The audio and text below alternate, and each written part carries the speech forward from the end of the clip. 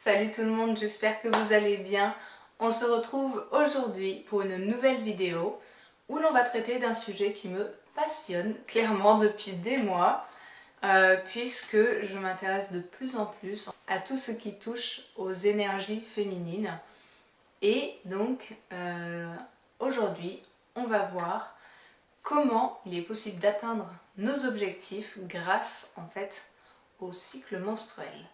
Donc si vous avez cliqué sur cette vidéo mais que le titre vous faisait un petit peu peur parce que vous avez vu les mots cycle menstruel, s'il vous plaît restez avec moi jusqu'à la fin, je vous promets que cette vidéo va vous apporter des réponses aux questions auxquelles vous n'auriez peut-être même pas pensé sur les comportements et les pensées des femmes et comment il est possible de les mettre à profit pour atteindre nos objectifs. Donc voilà, on va faire un petit tour d'horizon de tout ça. Et donc si ça vous intéresse, continuez de regarder.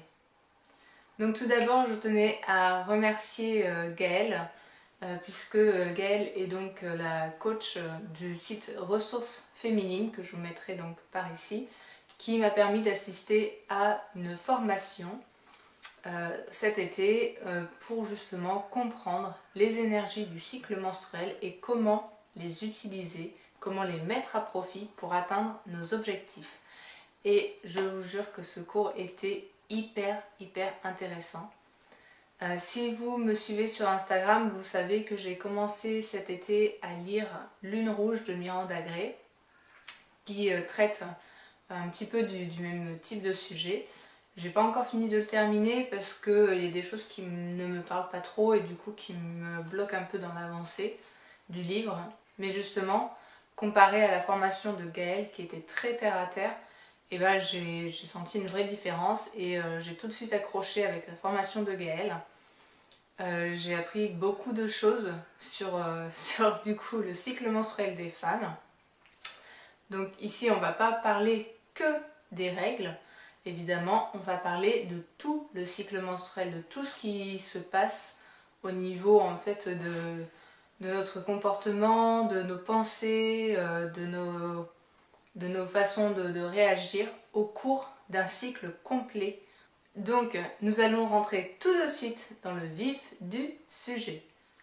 Donc évidemment je ne vais pas vous retranscrire la formation complète de Gaëlle puisque ce n'est pas le but. Mais en tout cas si à la fin de cette vidéo vous sentez que ce sujet vous a parlé, je vous invite vivement à la contacter, à vous rendre sur son site internet pour en apprendre un peu plus sur les formations qu'elle propose. Donc pour commencer, qu'est-ce que nous avons vu au cours de cette formation?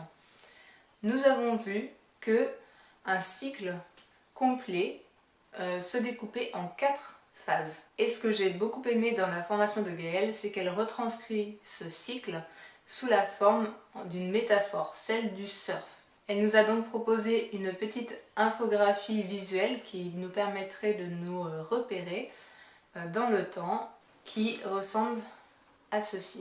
Donc, je vais vous faire un petit close-up. Donc vous verrez qu'il y a une jeune femme qui se tient dans différentes positions sur une planche de surf. Et évidemment, chaque position correspond à un moment du cycle différent et aussi à des énergies différentes. Donc si vous avez un cycle de 28 jours, chaque phase peut à peu près correspondre à une semaine. Mais évidemment, le cycle d'une femme est différent d'une femme à l'autre, mais aussi il peut être différent d'un cycle à l'autre. Donc ce sera à vous d'essayer un petit peu de vous observer et de noter peut-être ces changements subtils au cours de votre cycle. Donc la première phase dont Gaëlle nous a parlé, il s'agit de la phase de la prise d'élan qui en fait intervient plus ou moins vers la fin des règles où on se retrouve super motivé, on a plein d'énergie, on a envie de faire plein de choses et on fait plein de choses. Et donc lorsqu'on a un objectif à atteindre, c'est le meilleur moment en fait pour régler tous les petits trucs qui traînent. C'est une période très importante si vous avez des tâches à accomplir parce que ce sera le meilleur moment, le moment le plus favorable en tout cas pour les accomplir parce que vous aurez plein d'énergie. Cette période est ensuite suivie donc d'une période où on se retrouve debout sur notre planche. c'est le moment de l'ovulation. Donc dans cette période, en fait, on va être plus calme, plus posé, on va être aussi en fait plus apte à communiquer. C'est un moment idéal pour prendre des contacts professionnels par exemple, ou pour sortir. C'est un moment aussi où on est plus empathique, donc si on a par exemple des collègues avec qui jusque-là ça ne se passait peut-être pas très bien, bah là on va être plus à l'écoute, on va être plus à même de discuter et de négocier un projet. Donc voilà, donc c'est une période où on est plus ouverte, on va dire. Donc la période où on est debout sur la planche est ensuite suivie d'une période où l'on se retrouve, comme dit Gaëlle, dans le tube. Donc cette période-là, je pense que beaucoup de femmes sont capables de la reconnaître parce que c'est une période où on a des pensées un peu plus, je ne veux pas dire noires, mais où voilà, on est un peu moins joyeuse en général. Et l'expression que Gaëlle a employée justement à propos du tube que j'ai adoré, c'est que souvent on a des pensées négatives et que elles se répercutent dans le tube, puisque le tube agit un peu comme des miroirs. Et c'est vrai que c'est hyper parlant, en tout cas pour moi, dans cette période-là, où souvent on voit quelque chose qui ne nous plaît pas, donc du coup on le garde en tête, et puis on ressasse en fait sans arrêt, sans arrêt, sans arrêt. Donc voilà, la pensée qui tourne dans le tube, qui n'arrête pas de rebondir sur ce tube. Je vais y arriver. Et ensuite, il suffit qu'une autre petite chose négative arrive, et là c'est le gros crash, parce qu'on a l'impression en fait d'avoir accumulé plein de pensées négatives, et il faut qu'à un moment ça explose.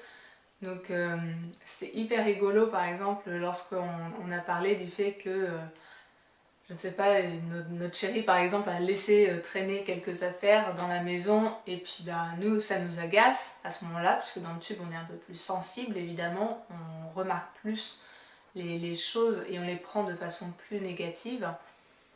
Et on va ressasser le fait qu'il a laissé traîner ses affaires toute la journée, et comme par hasard le soir il pointe son nez, et là en fait tout ce qu'on a accumulé au cours de la journée, et on a besoin de le sortir, et on lui explose un peu à la figure pour quelque chose qui finalement n'était peut-être pas si grave que ça. Donc voilà, on peut être très sensible et émotif pendant cette période, mais on est aussi très créatif. Donc c'est une période à utiliser à fond si vous avez besoin de rédiger certaines choses, si vous avez besoin de faire des infographies, si vous avez besoin de revoir aussi certaines choses dans votre projet, c'est-à-dire que vous avez déjà préparé vos documents, vous avez déjà... je relis par rapport à ce que moi je suis en train de faire en ce moment, mais oui, je sais que c'est la période idéale pour relire un petit peu tout ce qu'on a préparé sur notre projet.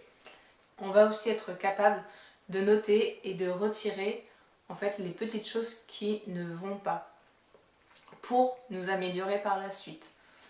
Donc on va voir en fait tous les petits points noirs, on va dire, et on va pouvoir améliorer notre projet dans sa globalité. Et enfin, la dernière période, c'est la période donc des règles. C'est une période où on est posé sur notre planche, comme dit Gaëlle, où on est très intuitive, où on a besoin de calme, on a besoin de repos. C'est aussi une période en fait où on est très réfléchi, où on va pouvoir intérioriser beaucoup de choses pour après justement, pendant la prise d'élan, les retranscrire. Donc la période en fait des règles, c'est une très bonne période pour préparer la prise d'élan, donc la phase suivante. Donc pendant la phase où on est posé sur notre planche, c'est un moment idéal pour faire des to-do list, pour préparer mentalement en fait la phase suivante.